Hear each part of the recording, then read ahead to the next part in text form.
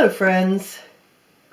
Today I'm going to show you how to start in your journey on Hebrew calligraphy. Now today I'm using an automatic pen. It's called automatic even though there's nothing automatic about it. This is 3/4 of an inch wide, so it lets me really show you what you need to see. The first thing is you need to size your lettering to relate to the pen that you're going to use. So you place your pen vertically on the writing surface and pull a stroke to the right. Then you move your pen down so that the right point of the nib touches the bottom right corner of the first stroke you made, and you pull a second stroke. And then you repeat. And then you repeat. So for a 3/4 inch nib, the 4 pen width height is 3 inches. Now I want to show you one more thing that's really important when you do calligraphy with a broad pen. You want to make good contact with the whole edge of the paper with the pen. Good contact with the whole edge of the pen on the paper. There we go. If you lean to the left and put more weight on the left side, you get a stroke that maybe looks like that. And if you add too much weight on the right side, you might get a stroke that looks like that.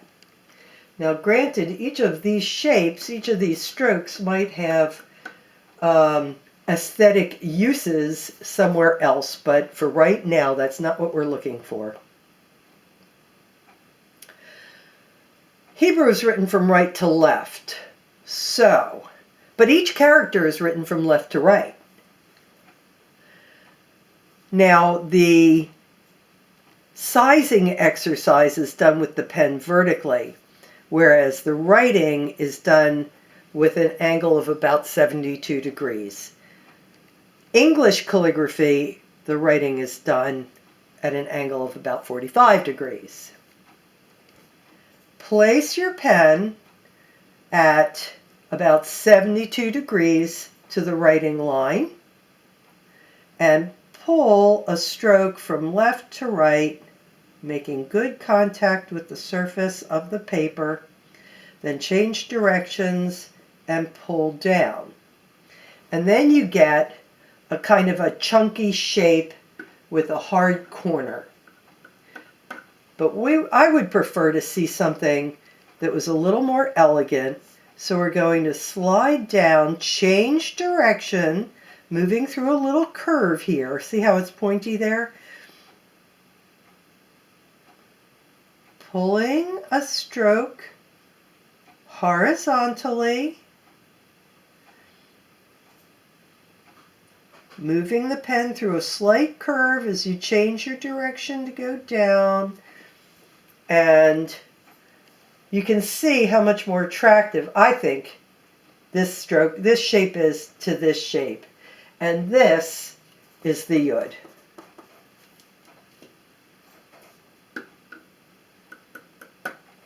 Moving from the yud to the vav, repeat everything you just did, but the stem stroke is extended all the way down to the guideline. Now notice how this is vertical to the guideline, whereas this is at the 72.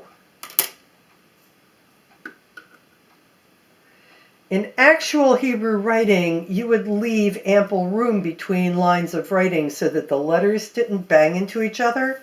But since I'm just showing you shapes, I've compressed this a little bit. Here's what the nun looks like. You begin the vav shape,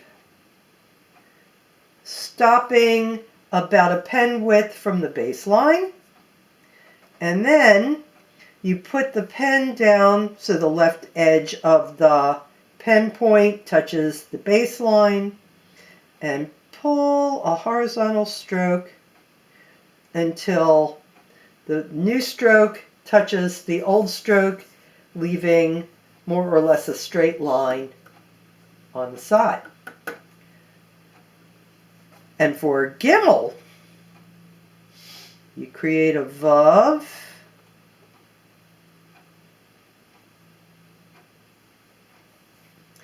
and you begin the baseline stroke the same as you did for the nun, but now you're going to touch the right top point of the pen to the stem, leaving this open triangular shape.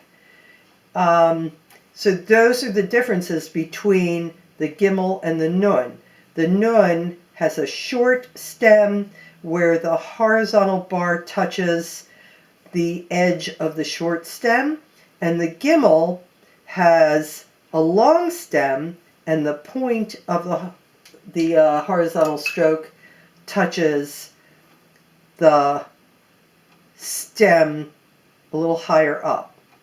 So this is the Gimel, this is the nun, and this is the vav.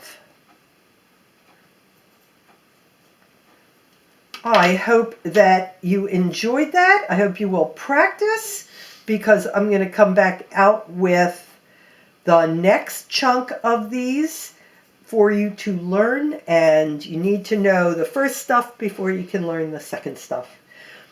Thank you for watching. Reva Brown, Living Letters Studio, and you can find me at www.livingletters.biz. Bye-bye now.